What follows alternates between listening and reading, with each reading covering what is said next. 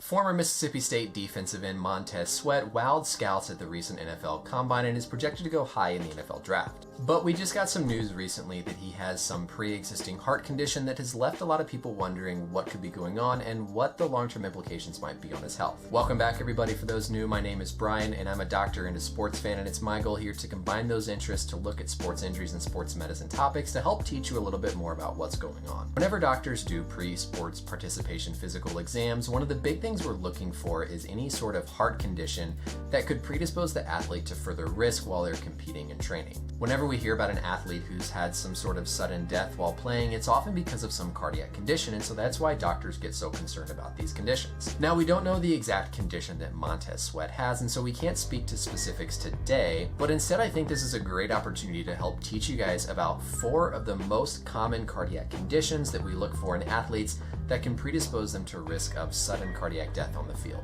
As always, please subscribe if you want to see more of these videos and stay up to date, and let's get started. Now, first we have to understand the anatomy and the function of the heart before we can explain what might go wrong. The heart has 4 key chambers that pump blood throughout the heart and to the body. Blood comes from the body into the heart, into the right atrium. It then goes down into the right ventricle, where it's pumped to the lungs to receive oxygen. It then comes back from the lungs into the left atria, into the left ventricle, and then the left ventricle is the main pump that squeezes that oxygenated blood out to the rest of the body. Now, for the heart to squeeze and pump correctly, it has to have electrical activity passing through the heart cells. This electrical signal originates up in the right atria at a spot called the SA node, and then the heart cells conduct that electrical signal in a very specific and finely tuned pattern through the rest of the heart tissue in order for those chambers to squeeze and function appropriately in time with one another. So right off the bat, we can see 2 possible sources of problems with the heart, whether it's the structure of the heart chambers or its abnormal electrical activity in the heart cells. The number 1 most common heart condition that causes sudden cardiac death is something called hypertrophic cardiomyopathy. This is a genetic condition that causes abnormal buildup of the heart muscle between the right and the left ventricle. Hypertrophic is the word used to describe the abnormal growth of the muscle cells, and then cardiomyopathy meaning some sort of abnormal pathology or disease of the cardiac tissue. This condition is found in around 1 in 500 people just in the US in general, and so it happens more often in non-athletes. Most of the time people are asymptomatic, and we usually pick this up because of abnormal findings on their electrical activity called an ECG, or sometimes you can even hear a heart murmur. The problem with this condition is whenever you get buildup of the heart muscle in that septal wall, it causes a narrowing of the space that allows blood to flow out of the heart. When this happens, you impair the normal functioning of the heart that allows blood to be delivered to the heart muscle. Whenever the heart muscle isn't getting enough blood, it can become ischemic, and then that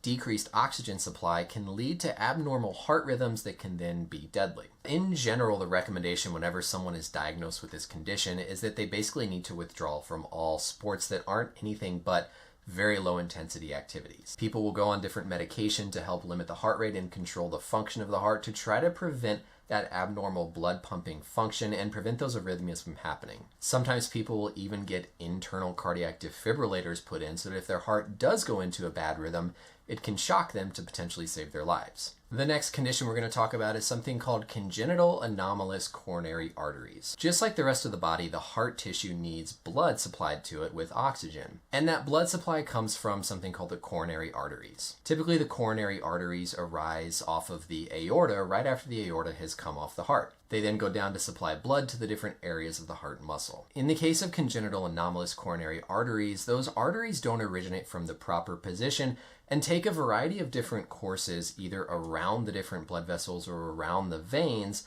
to get to where they need to go. While you might not think this would really matter that much, whenever the heart is pumping and squeezing, sometimes those arteries can get pinched or blocked off if they're not originating from the appropriate position. The challenge with this condition is typically it's asymptomatic and people don't know anything before either they have some experience while exerting themselves, such as in sports, or they have some episode of cardiac arrest where that blood supply gets shut off, you don't have blood delivered to the heart tissue, that heart tissue dies, and then you get a heart arrhythmia similar to a heart attack. Number 3 we're going to talk about is something called an arrhythmogenic right ventricle cardiomyopathy. An arrhythmia is whenever you have an abnormal electrical activity that causes things to be out of sync and can impair blood supply. Arrhythmogenic means that something is predisposed or susceptible to an arrhythmia, and then the right ventricle is that right side of the heart, like we talked about, that's pumping blood to the lungs. This is another genetic condition where you have impaired connections between the cardiac cells within that right ventricle. Because those connections are impaired, that electrical signal can't propagate through the tissue effectively, and that predisposes you to arrhythmias. You also get breakdown of that heart muscle, and it's replaced by this fatty tissue that also affects that electrical signal traveling through the heart. Similar to the hypertrophic cardiomyopathy, when you have this abnormal function of that ventricular wall, the heart can't squeeze as well, it can't pump blood to the body as well, and you can have signs of heart failure. This is another condition that they can manage with medications and different surgical and interventional procedures, but is another one that if discovered in an athlete, they're probably going to be advised not to play, or if anything, do very low risk activities once they've been risk stratified. And the fourth category we're going to talk about is this whole big group of conditions that cause heart arrhythmias. If you've ever been to the doctor and gotten an ECG or an electrocardiogram, that's where they put the electrical leads onto you and they're measuring the electrical activity of the heart. There's all kinds of different conditions that can cause you to be more susceptible to an arrhythmia, and an arrhythmia is oftentimes what causes that sudden cardiac death. There's a whole big long list of these different syndromes and conditions, and typically they have a lot of other side effects as well, but you can think of them all as causing abnormal electrical conduction through the heart that can make your heart beat abnormally. Now, bringing all this around back to Montez Sweat, I have to think that there can't really be anything that serious going on if the doctors at the combine cleared him to participate. As I mentioned, these conditions can cause sudden death, and so they're not going to take it lightly and just say, go out there and play and let's not worry about it. One of the hardest parts about diagnosing cardiac conditions in athletes is as you exercise and become physically fit, your heart function and shape actually can remodel to adapt to that increased exercise. A lot of the changes that we can see from normal adaptation to exercise can mimic parts of these conditions that can make it really hard to tease out if something is abnormal or if something is just part of the expected change in the heart. There's this condition we call athlete's heart, which is just a normal enlargement of the heart in response to exercise and activity. It's something that's a benign condition that just means that your heart has remodeled itself in adaptation to exercise, but doesn't indicate that there's any underlying disease or pathology. So saying pre-existing heart condition really is kind of just a generic term that we have to assume if they let him play means that there's nothing bad and sinister going on. I can't imagine any of the teams or doctors clearing him without knowing exactly what this was, and with all the resources they have in the NFL, I'm sure they've done all of the extensive testing and workup to really make sure that it's clear for him to play.